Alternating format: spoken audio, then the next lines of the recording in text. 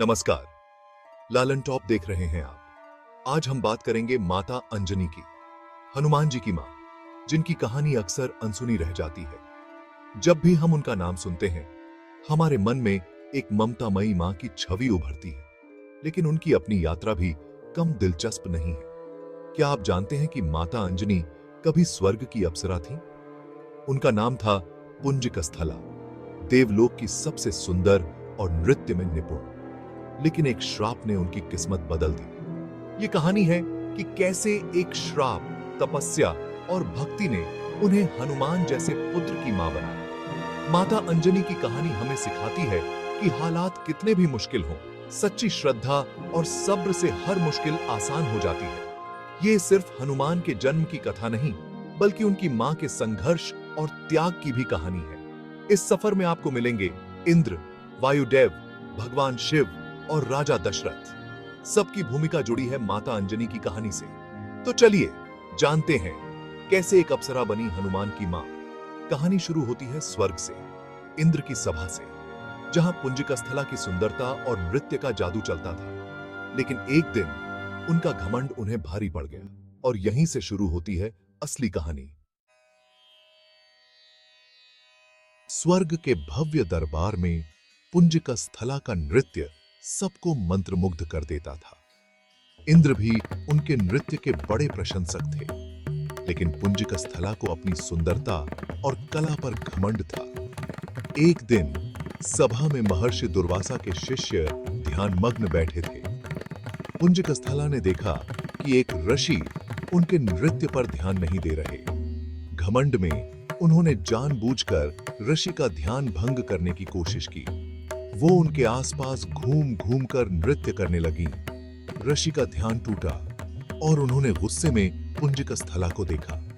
पूरी सभा में सन्नाटा छा गया। ऋषि ने पुंजकस्थला की चंचलता और घमंड को अपमान समझा।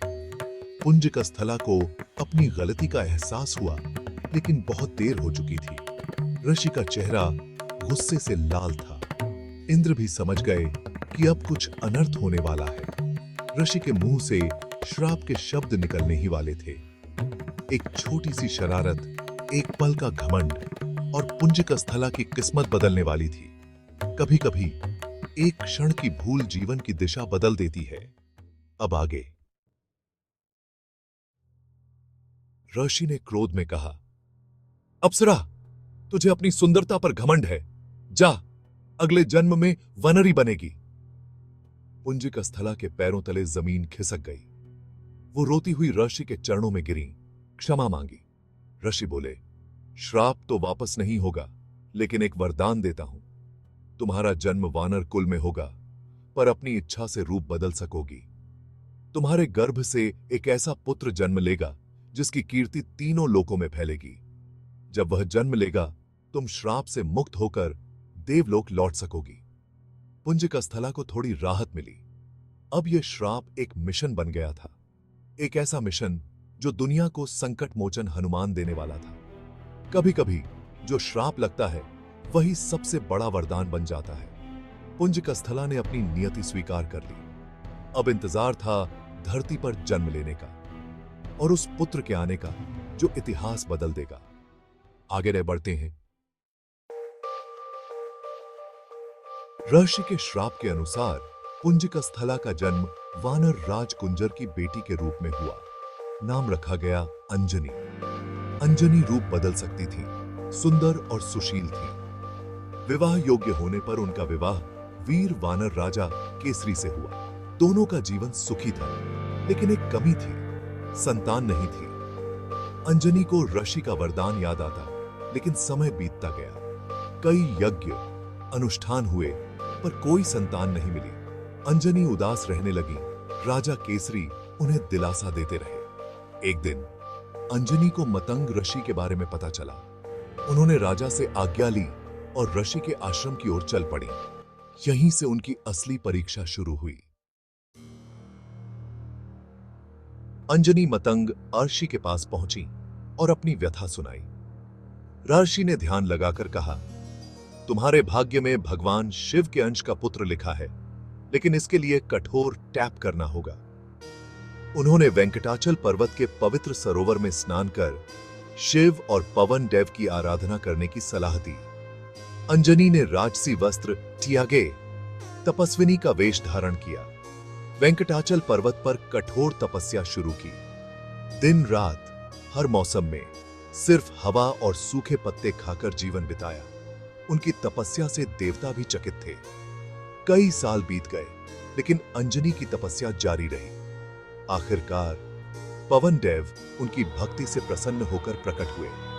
उन्होंने वरदान दिया, तुम्हें एक ऐसा पुत्र मिलेगा जो मेरे समान शक्तिशाली और वेगवान होगा।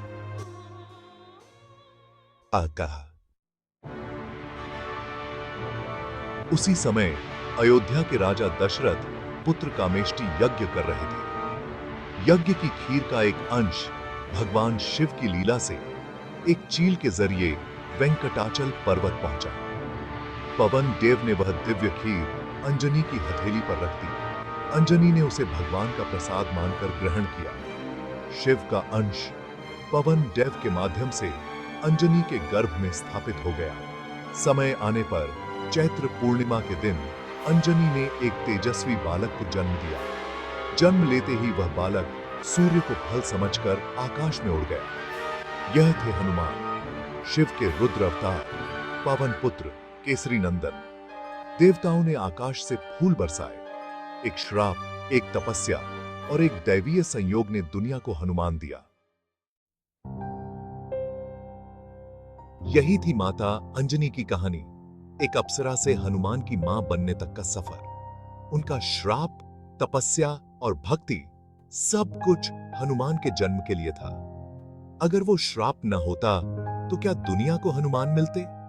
अंजनी ने मां बनने के लिए जो त्याग और टैप किया वो अतुलनीय है। हनुमान को आंजनेय, पवन पुत्र, केसरी नंदन हर नाम अपनी मां और पिता से मिला।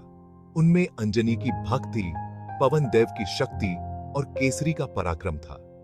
माता अंजनी की कहानी हमें सिखाती है, सच्ची श्रद्धा और विश्वास से कुछ भी संभव है। जब हनुमान ने अपना काम पूरा किया, अंजनी भी अपने श्राप से मुक्त होकर देवलोक लौट गईं।